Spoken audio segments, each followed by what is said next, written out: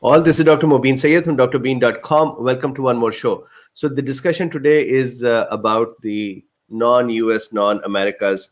And today, what I wanted to do is the same thing as before. Let's go over the quick news. After that, we'll do our questions, answers as well. So keep your questions ready and then give me about 10-15 minutes. If you have written a question now, it would probably scroll up and disappear and I won't be able to go and find it. So please just hold on the questions for a few minutes. Also, my apologies for not appearing yesterday. The long Eid vacation finished and I was not ready. I was not prepared. So I did not appear. My apologies for that. So let's start.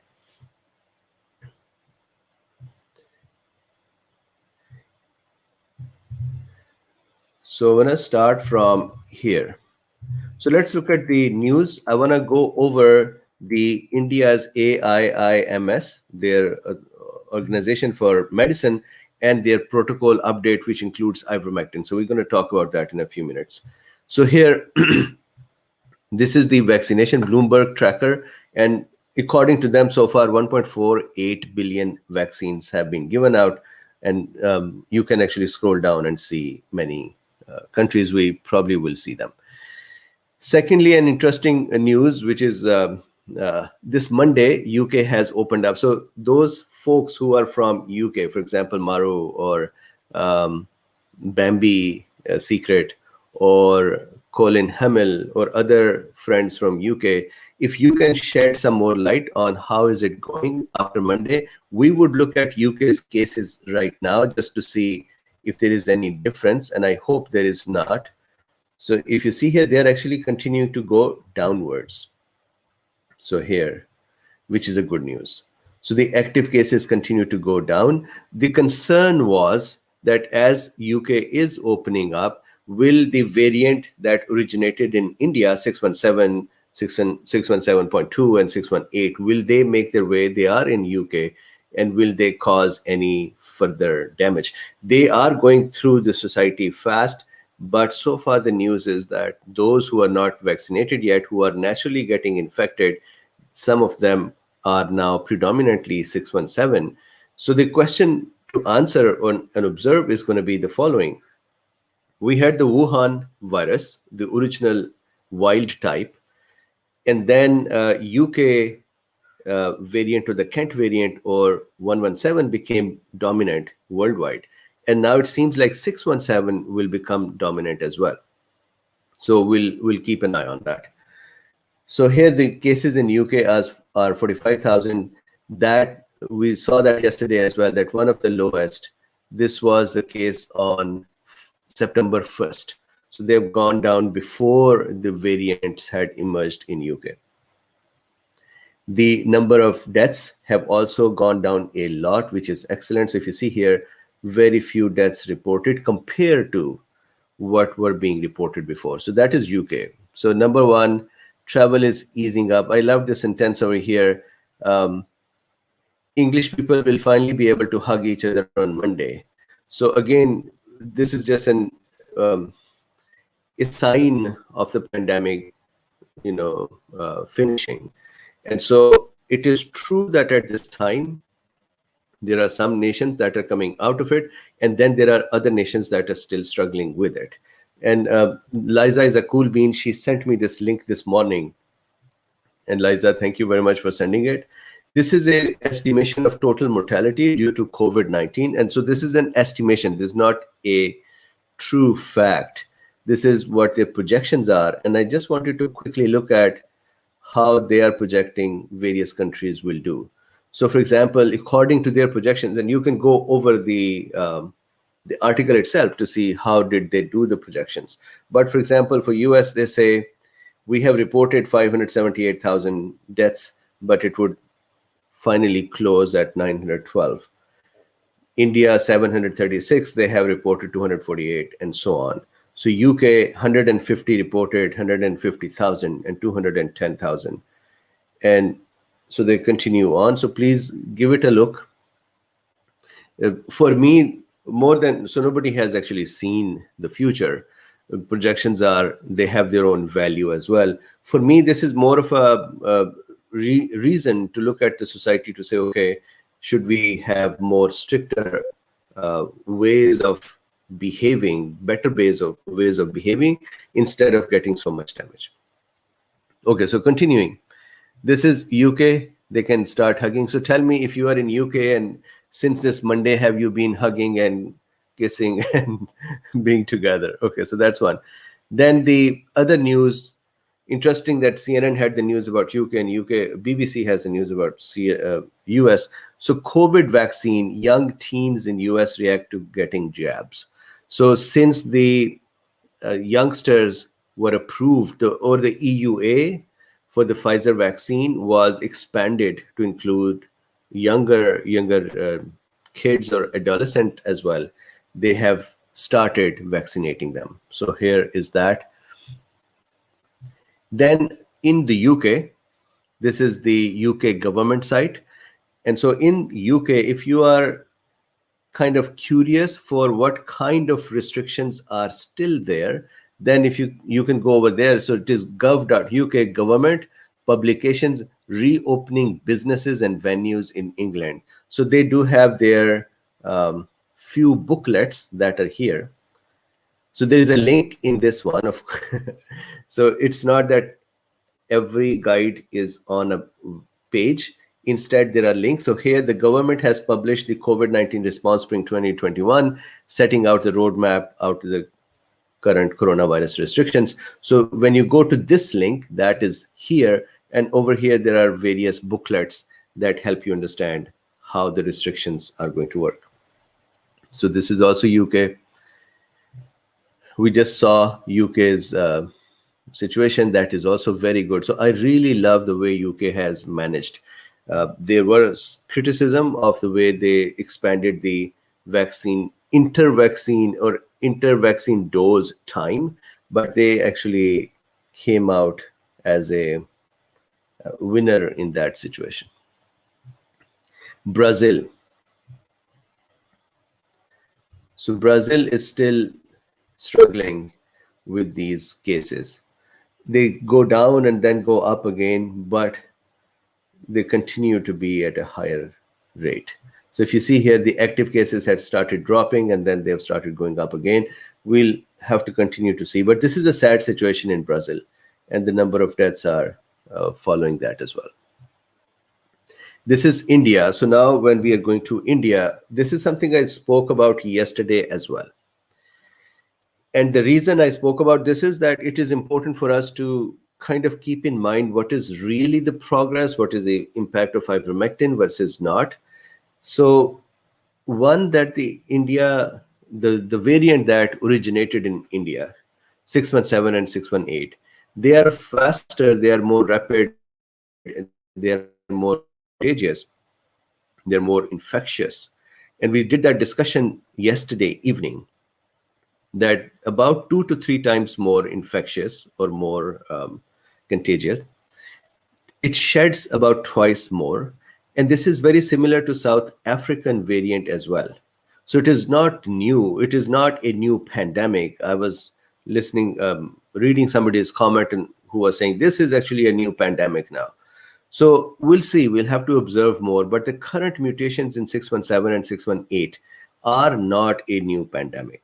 Yes, there is one outcome, and that is it is faster to spread. And the observation will be interesting to see in UK. In UK, it feels to me from the data and the articles that I've been reading so far that the 617 variant from India is actually overtaking UK's own variant's speed. So it seems like it is faster than the UK's variant. Question is lethality of it.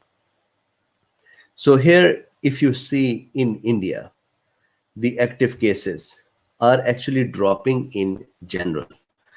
And that I discussed yesterday as well. It is a human behavior. When somebody sees so much of disaster around them, they will try to protect themselves. And if they only know that, hey, I can be at home, then they're going to be at home.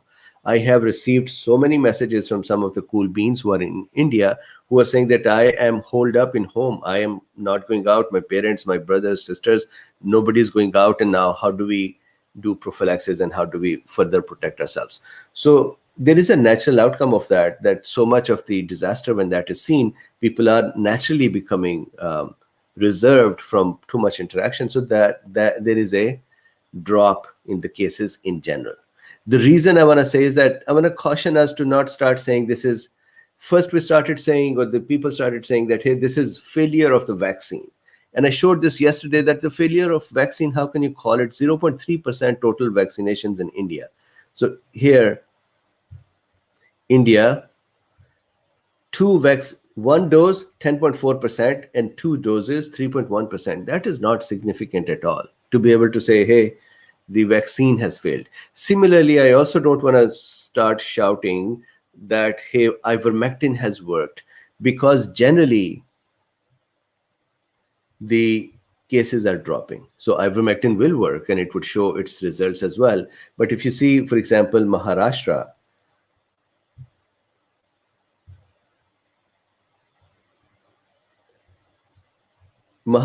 is partially they use or not use ivermectin, and their cases are dropping. And if you see here at the peak, 698,000, so almost 700,000. And now at this time, so this was 25th April, and lesser than a month after, they are 445,000.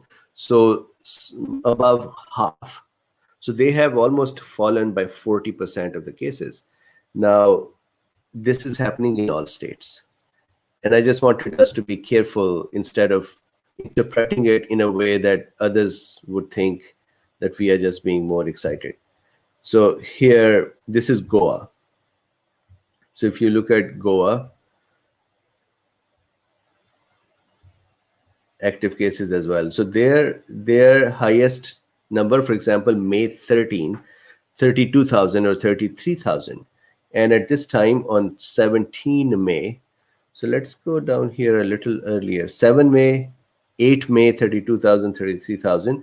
At this time, they are within 25,000. So this effect here, which is within a few days, is something that can be attributed to ivermectin. So because other states are going down as well, India's overall cases are going down as well, which is all a good news. Goa's cases are going down too, and they are going down rapidly within a few days. I think that is what we can start looking at to say this may be ivermectin's effect. So going back to the India's cases on Worldometer. So here, if you see, the cases are actually now dropping. So this is the situation where there were about 400,000 cases, new cases every day. From there, they are now dropping down to 263, 300. So it is almost 60% of the previous one. So that is a good news. So if you see here, the active cases are going down as well. Still, there were a lot of active cases. And then here, the number of deaths are still catching up. So the newer cases that are lower, they would reflect in terms of lower number of deaths after a couple of weeks. So this is the situation. Now let's look at some of the questions here as well and discuss.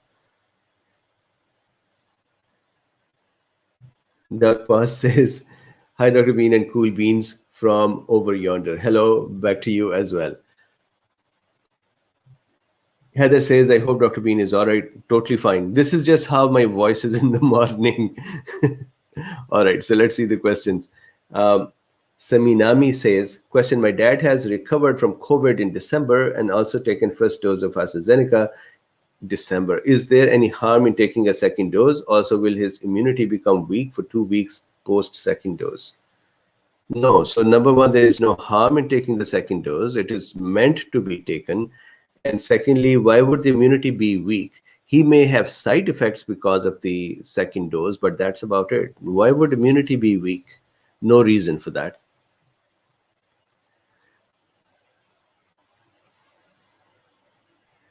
So Meherwan says, if you have any questions, guys, please write QQQ or question letters, question mark, question mark, question mark. It helps me identify the questions easier.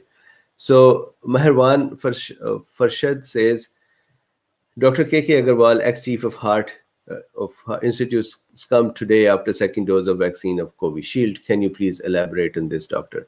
So,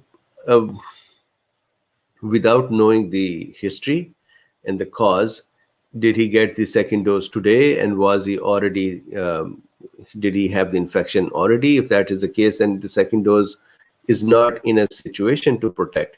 And I discussed this yesterday as well, that vaccines are not going to be 100%. Neither is going to be ivermectin, nor is going to be vitamin D. We have to do everything together and then hope that the chances of misery and death and illness have reduced. That is how to look at it. So the question here is, Covishield, fine. The question is, when was the vaccine taken, and then what was the reason? So if he died of COVID, for example, and he got the vaccine today, then at least 4 or 5 days ago, or 1 2 days ago, he must have gotten the virus. And then if his comorbidities were such that the protection could not help him, then that is the situation. I do not know the history to be able to talk about it. Arpan Agarwal says, if SARS-CoV-2 is also a vascular disease, then giving antioxidants like L-arginine early will help in increasing nitric oxide in patients. So any method, yes, sure, L-arginine would help, or any antioxidants that you use would help nitric oxide. Interesting, the study that I discussed, that study had a very interesting component in it. And let me show you this. So what they did was, they looked at the, so let's say this is a blood vessel, and this is the endothelium of the blood vessel, the cells. What they saw was that when SARS-CoV-2 or the spike protein causes damage, the cell's own capability of producing nitric oxide, which will then go to the undersurface and work on the muscles of the blood vessel to relax them, that capability went away. On the other hand, the systemic vasodilators were able to continue to work as they were supposed to. So interesting that if you can have the nitric oxide components available, if eventually you are going to use the nitric oxide to allow it to be produced from the cells, then you may not have enough benefit from it. Other vasodilators might help.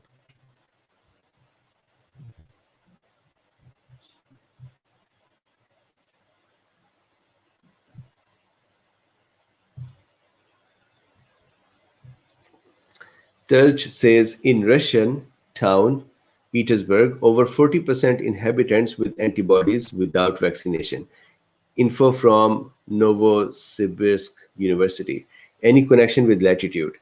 I think this is more of a connection with the asymptomatic prevalence of something, and then the immunity. It may be something to do with the latitude. I think it may be something to do with the local weather and transmissibility and the local people's immunity. The question is really this. For example, if I wanted to put this message in context, the question is, how is it doing in the other places? So let's say here we have 40% asymptomatic inhabitants who have become part of the herd immunity, or they have developed immunity after getting the infection without any symptoms, and they're fine. What is comparative study from other towns to be able to say, okay, this town has it, but this town does not. And then we can see the difference between them.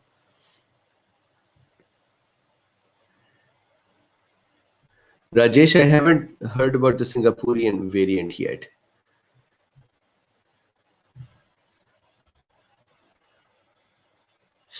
So Don says L-levocitruline is a great nitric oxide booster. Excellent.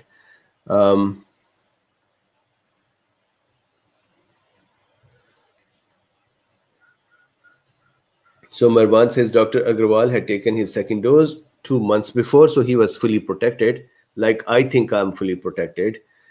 Had antibodies around 130 or so on infection, but became serious and expired. I understand. So once again, we have seen this, that when the vaccine companies say that, hey, vaccine protects 100% against the death from COVID, I think that as the vaccines are given and bigger population is observed, we will see that that is not 100% the case.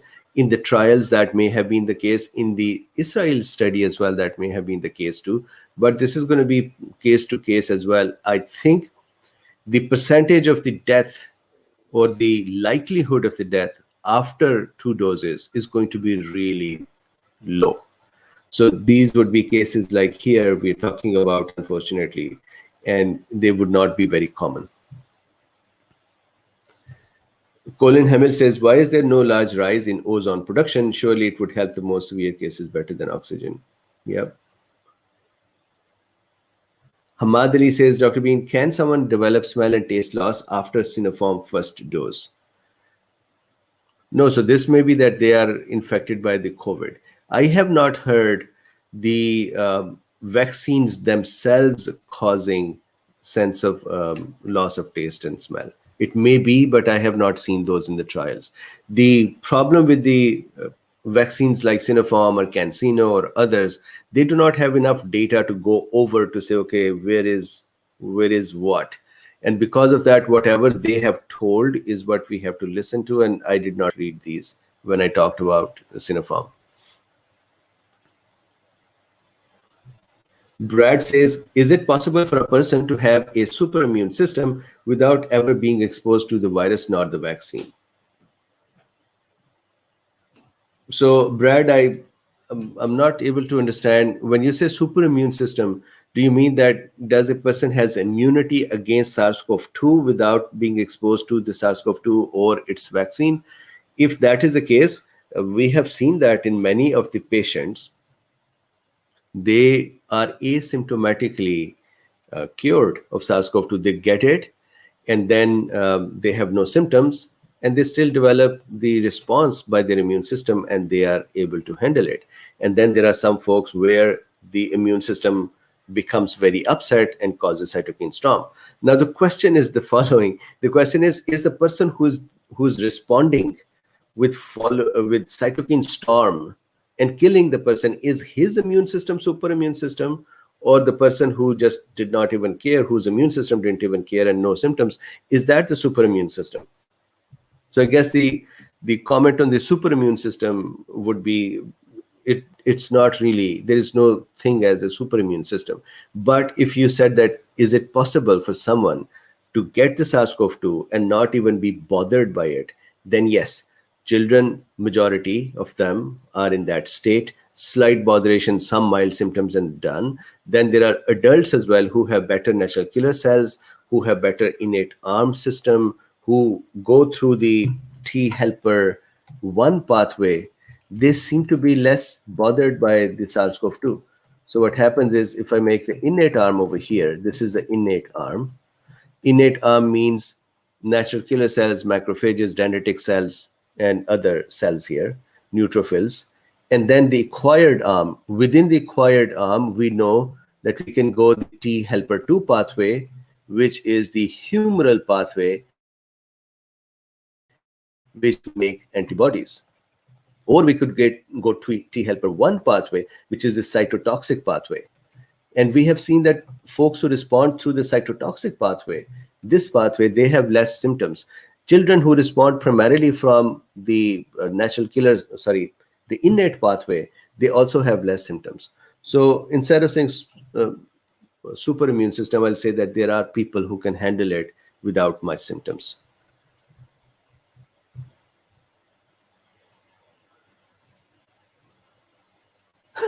Susan Pick says, I wonder if Dr. Bean is a cereal or porridge guy in the morning, maybe toast with peanut butter and jam. So, Susan, usually my breakfast is 2 toast and egg and jam.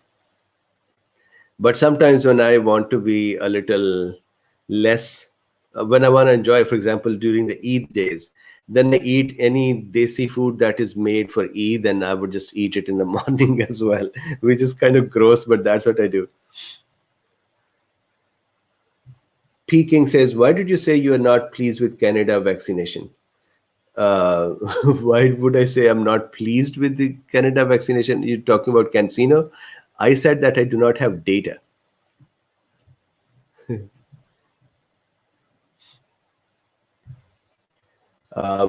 Freud says, and I hope from Madagascar, is there a chance that COVID infection gives lingering neck pain more than a month?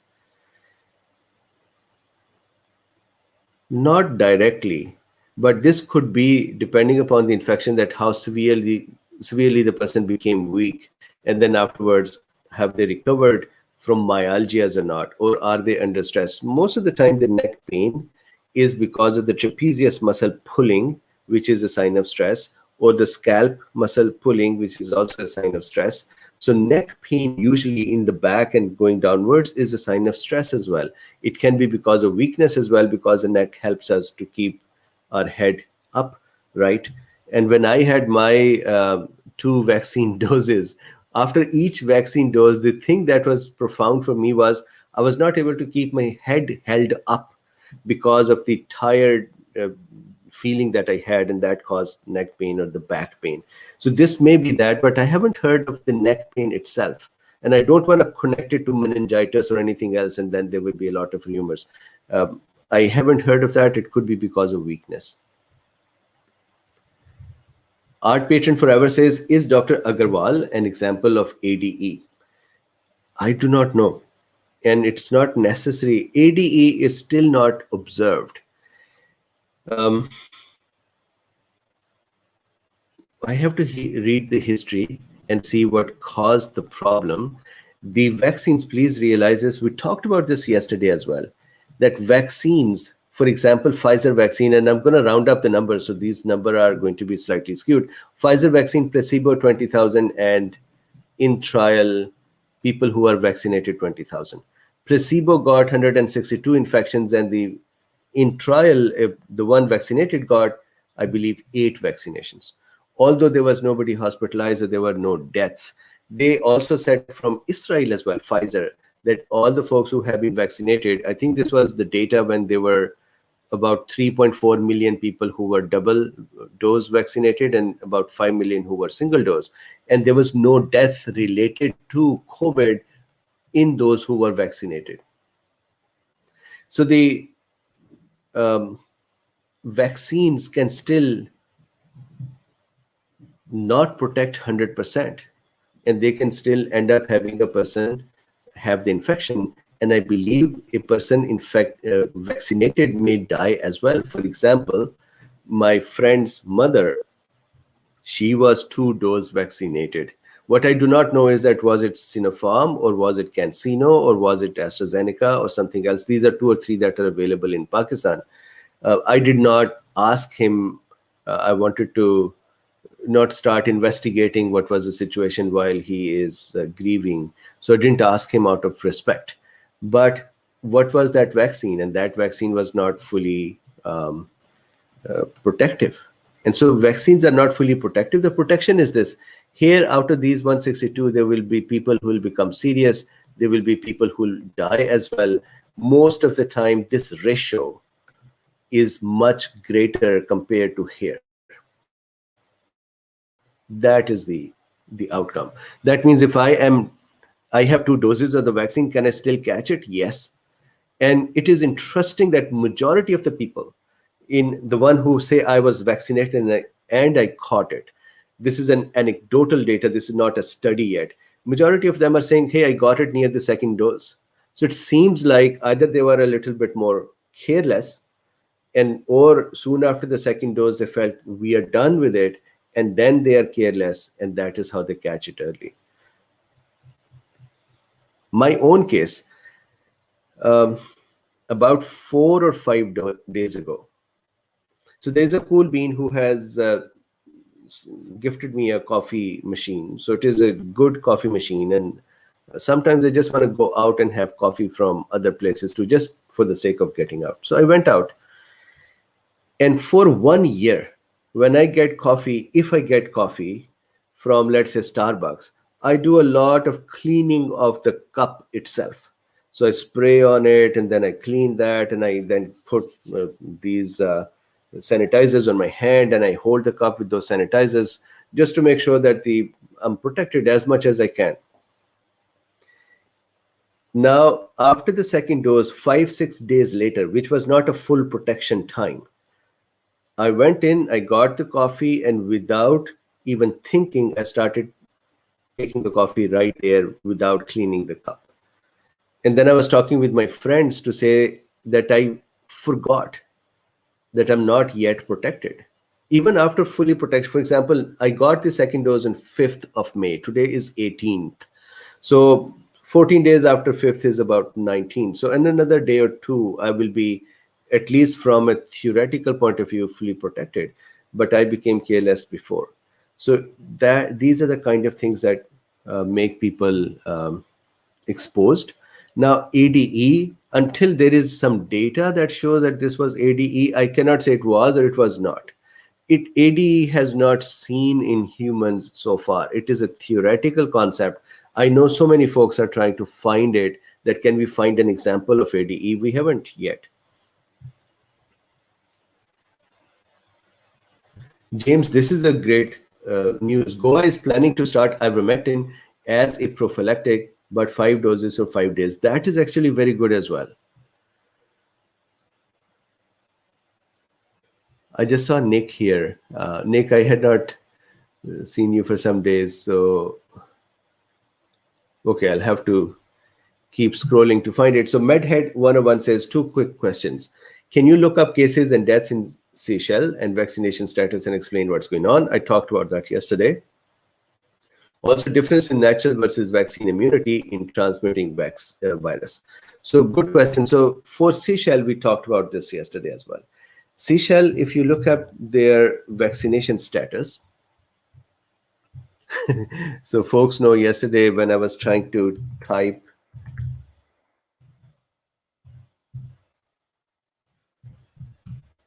the spelling. So Seychelles, if you look at the total cases that were going up, they have started coming down, but they were going up. So look at this, 1,000 new cases after vaccination. And if you look at vaccination for Seychelles, they are probably one of the most vaccinated nations. So 68.5% population vaccinated. So I did some digging, and what I found out was that Seychelles, once they had reached the vaccination above 60% or so, they actually opened up their society for tourism, because tourism is their primary way of earning. And in that tourism, they had said they don't care for somebody who's vaccinated or not. They just allowed people to come in. And now I drew this little map yesterday that what happens is a couple of things. Number one, we just saw, I just discussed it, that vaccine itself is not a guarantee that somebody will not become sick. Most of the vaccines have given this guarantee that they would help avoid death by because of COVID, number one. Number two, the death rate is really low in vaccinated folks. And I had to discuss the absolute risk reduction and the relative risk reduction in this context yesterday as well. So now let's say this is the 65% that is vaccinated. And here is the 35% they are not. Somebody who lands at Seychelles' door, let's say through a boat or a plane or something, and they come in contact with this person, they can make them sick. And then this person can make this person sick. So the concept of herd immunity, I discussed it yesterday too. The concept of herd immunity is that what is the percentage of the people when they are vaccinated, the progress or spread of the disease will become stable. Stable means an R naught equals 1. That means from one person, you only infect one more and you do not infect 3 or 4 or 10.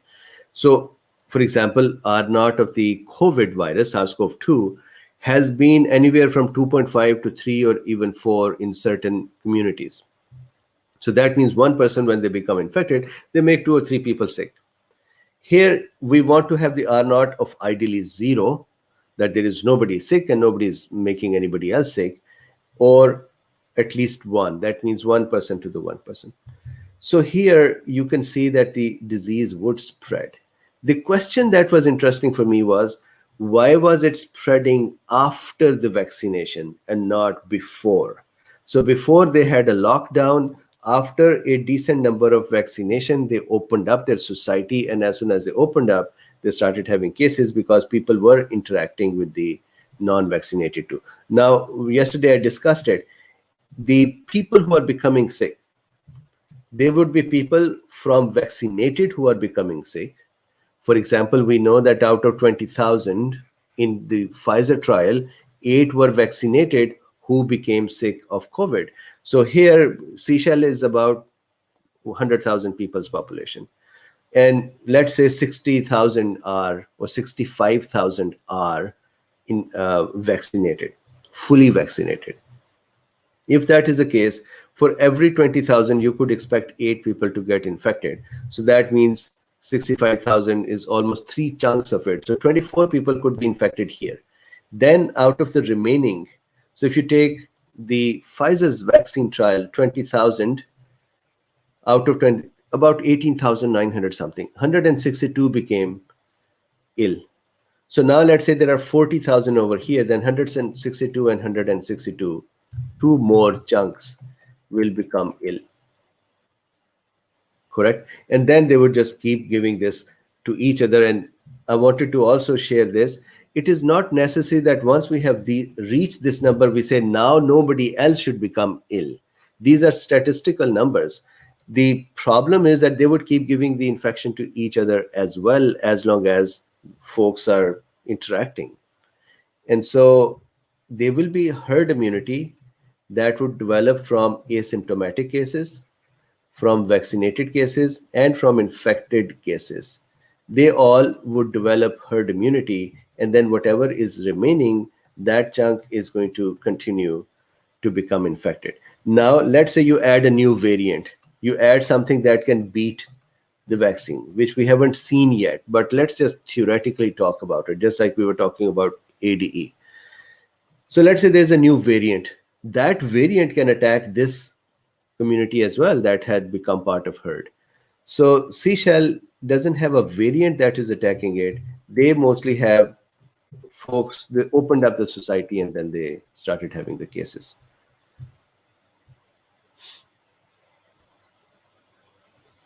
So let's do this very, very quickly before our time runs out.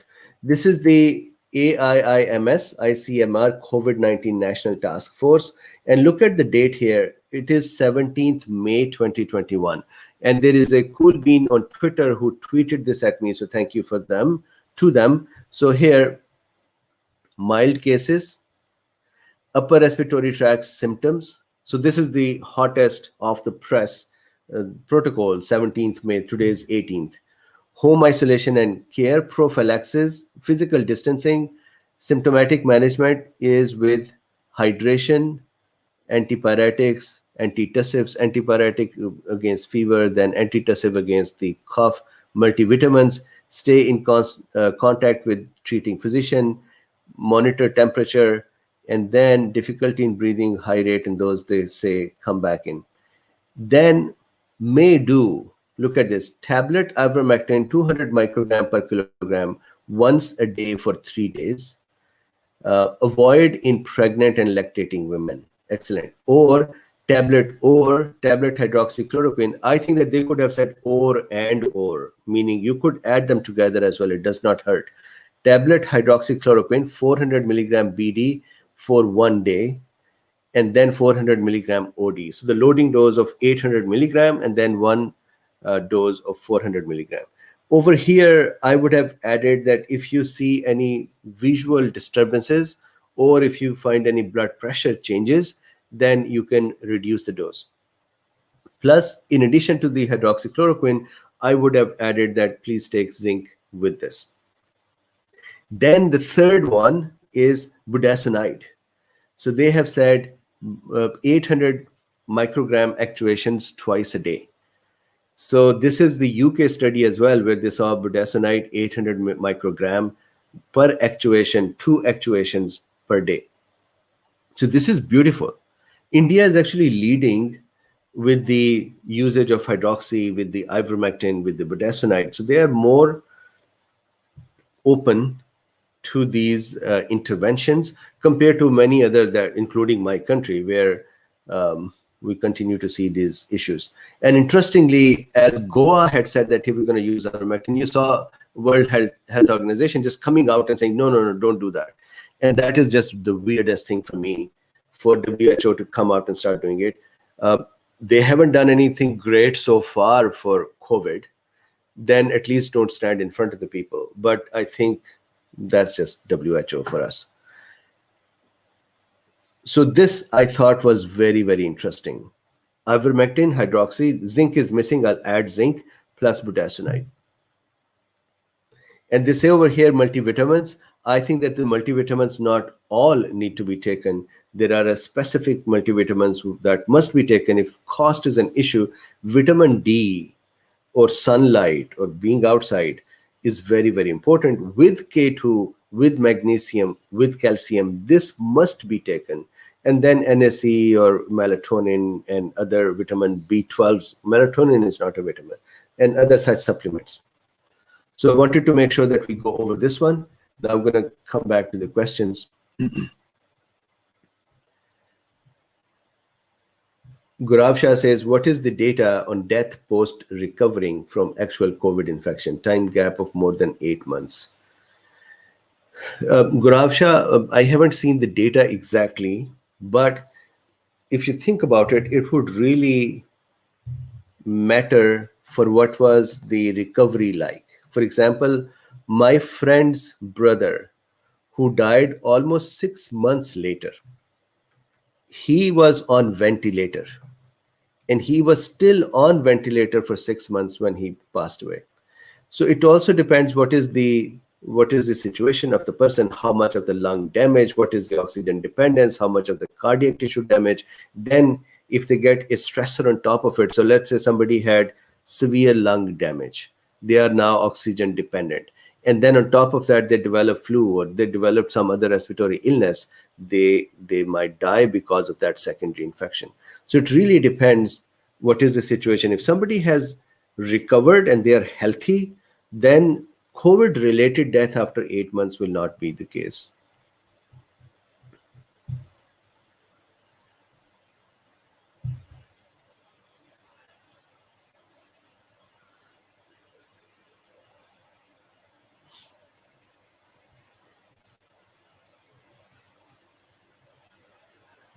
So Arpan says, Dr. KK was on oxygen support and was still giving his talks and saving lives. Yes, I saw one of his clips where he was wearing the oxygen and still saying the show should go on. So good doctor, serving.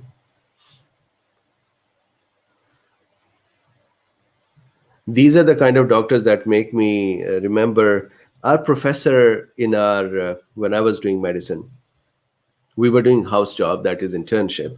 And our professor, Dr. East Muhammad, who is now, I think, one of the principals of some colleges, he was very, very keen on patient care, just like KK Agarwal. So I'm fortunate that I learned from doctors who are this kind. So one day, normally what used to happen was that professors would come in the ward, maybe for 15, 20 minutes, do a quick round and ask people, and now they have associate professor and assistant professor and registrar and medical officers and house jobians. They would talk with them and say, okay, do this, and then they'll go. I had a patient on one of my beds, and that patient had pneumonia with the upper respiratory infection as well. And about 12 or 1 at night, nurse came knocking at the doctor's office where I was and other house jobians, we were just there. And she said, come out, the professor is here. So we went out and Dr. East Muhammad was standing there at the patient's side, and he was doing suction of his nasal discharge and congestion, and he was cleaning him up, that patient. So at 12 or 1 at night, he woke up, he came to the ward, and he started cleaning the patients. Not only that was his care, but that was also a good example for all of us to say, be careful, and you have to treat the patient with this much of care. And so I got a lot of dose of how the patient care should be with professors like him. When I was listening to KK Agarwal, and he was wearing the oxygen, and he was saying, I have COVID pneumonia as well, and it is progressive. I picked up the word. He said it is progressive. And he said the show must go on. So these are good doctors. We have less of such people. We need more of them. Destroyer says, sir, my mom had Covishield vaccination yesterday. Now today she took painkillers by mistake, serotopeptidase, diclofenac. Today for pain in foot due to fall trauma. Is it worrying? No, it is not worrying. I have talked about this many, many times. It is fine. You just don't want to suppress the immune system with some steroids to the point that the immune system is just not functioning. Now, normal painkillers are not going to stop a vaccine from doing its function. Colin Hummel says, would eating a banana 2 a day help with the vitamin K? Yes, it will. Vitamin K, potassium, tomatoes are very good as well for potassium. So yes, vitamin K with banana is good. Aditya says, is natural immunity developed after exposure effective against new strains? Also, they say vaccine-induced immunity is. So yes. So I was talking about this yesterday as well, that the worst rumors started by medical professionals. Two. One, the rumor which was that we will become modified organisms, gene therapy. And the second rumor that somehow after vaccination, the innate arm will become depleted. Going to your question, that is natural immunity developed after exposure effective against new strains? Yes.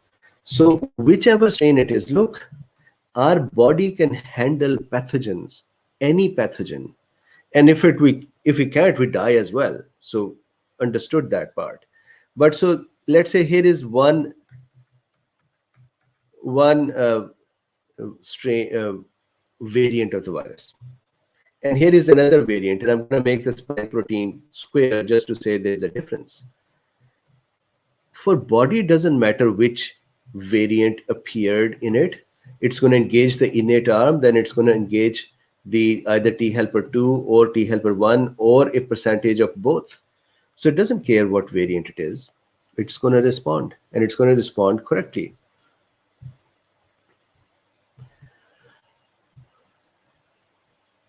Okay, so Inner G84 says, are you familiar with the ability to solubilize ivermectin and its possibly increased effectiveness in use? No, so I have had one study in which they had injected ivermectin IV, and they said that somehow the efficacy was low than the oral.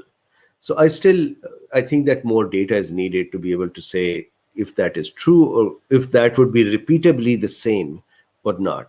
But if I did a conjecture, it may be that the oral route provides the ivermectin to GIT GIT epithelial cells as well. And if the virus is sitting in there, it would help there as well instead of just the blood. That's one. Secondly, the liver gets a chance to work on this as well. So I'm not exactly sure how IV would do, but oral, I can understand that it would affect the GIT more. So maybe that is the case. If you know any paper where they have done IV ivermectin and the results are better, I would love to see it.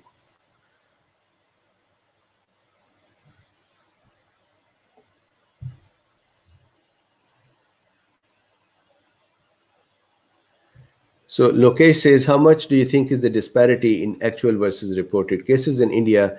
Latest Sero survey reports that 1 in 5 people are affected by COVID. And it is possible. So look, I have no way of telling the disparity just because I do not know the data correctly. So I can't say, but this is actually a good thing. If let's say there's a 1 to 5 ratio, 1% out of every 5 has become infected and recovered and part of herd immunity, then that is a good news. Is that about 20%? So imagine 10% are vaccinated. Let's say another now 25, 27 million people. So another, let's say 1%, I'm making up this number, I may not be correct. 1% have become infected and recovered. Then 20% plus 10% plus 1%, that is about 31%. So let's say herd immunity has reached that much point. So another 60, another 30, 35 would give a very good protection to society. Add masks, the social distancing, and then other hygienic behaviors, and that should help as well. We did this kind of a study here in in the San Jose area, or Bay Area, where I live. Stanford University had done that study, and they also found that the prevalence of the antibodies was more than the reported cases, and it was 3-4% in the society, while the reported cases were much lesser. So this is possible. Exact number I do not know.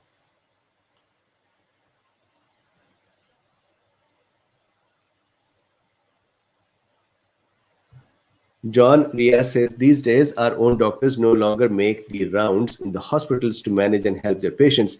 This is terrible. Who is our wingman to keep us from death's door? The NIH, the CDC, the WHO. You're correct. So it looks like a rhetorical question, John, because I think you have the answer as well, that none of them, at least, these organizations, it is individual doctors, it is their training, it is their own ethics and morals that would shine when they are going to protect them. So you may have now seen, I do 3 talks almost every day. And because of that, I'm always thinking about this. And yesterday I was thinking while I was, I don't know, what was I doing? I was standing in front of the mirror in my closet, and maybe I was preparing for the evening. And I was thinking that there are doctors at this time. So one of the cool beans called me and she said, my doctor does not want to talk about ivermectin. But the way the doctor handled, it still does not get out of my head. The doctor said to her was, I don't believe in ivermectin. Let's agree to disagree and not talk about it again. This is not a doctor. This is a friend or a Twitter person who is not in agreement with you. A doctor has to say, okay, I'll go figure it out. I'll go do some research. I'll come back and educate you and myself together, and then we'll make a plan and we'll decide what to do. Instead of saying, I don't believe in it, and let's agree to disagree. This is the kind of doctors we have. Some of them, not all of them. Okay. Scarlett Monahan says 0.4 milligram per kilogram body weight ivermectin prophylaxis only recommended for health officials. Yes, and that I think is fine because of the newer variants that are faster. So let me explain why a higher dose is useful. And I have a couple of more minutes and I have my next meeting to prepare for. So let's say there are cells. These are cells. And then here are cells as well. The wild kind of virus, let's say the original virus, would take some time getting into the cells. It would still take equal amount of time to replicate in there. So let's say original virus, I'm going to call it Wuhan. This virus takes 1 hour to enter cells because it needs to bind with AS2 and then fuse and then enter. On the other hand, let's say 617 Indian variant. That virus takes 1 minute to enter a cell. 1 minute. Then let's say that it would take another hour to replicate and get out of the cell. That replication time is still 1 hour for this guy as well, but it would take just 1 minute to enter a lot more cells. This guy would take 1 hour to enter more cells. So the progression of the viral load and disease damage is going to be slower in those where the infectivity is lower or the affinity for the ACE2 enzyme is lower compared to those that variants are fast. For example, India variant or 617 is fast, South African 315 is fast, or UK 117 is fast. And India variant 617 is not too fast than others. It is fear-mongering to say it is much faster than others. Yes, it is taking over the UK variant, so it may be slightly faster than the UK, but not much faster than the South African variant.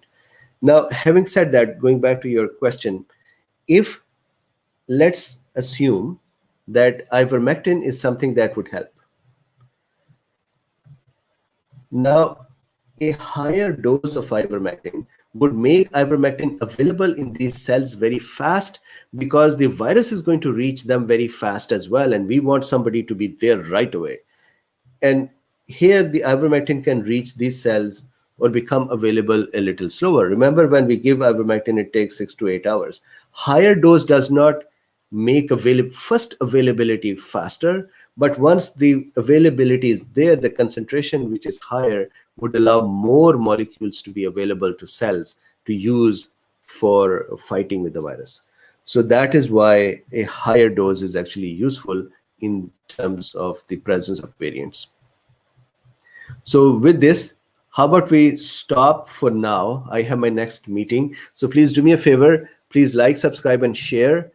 We would have our next discussions this evening as well. Please join if you can. And if you wanted to support this work, if you like and enjoyed this one, there are 3 links in the description. One is a link if you would like to become a patron. Another is a link if you don't want to use PayPal and just want to support it, you can buy me coffees. And then there is a link to support through PayPal as well. With this, thank you very much. Stay safe and healthy, and I would see you this evening.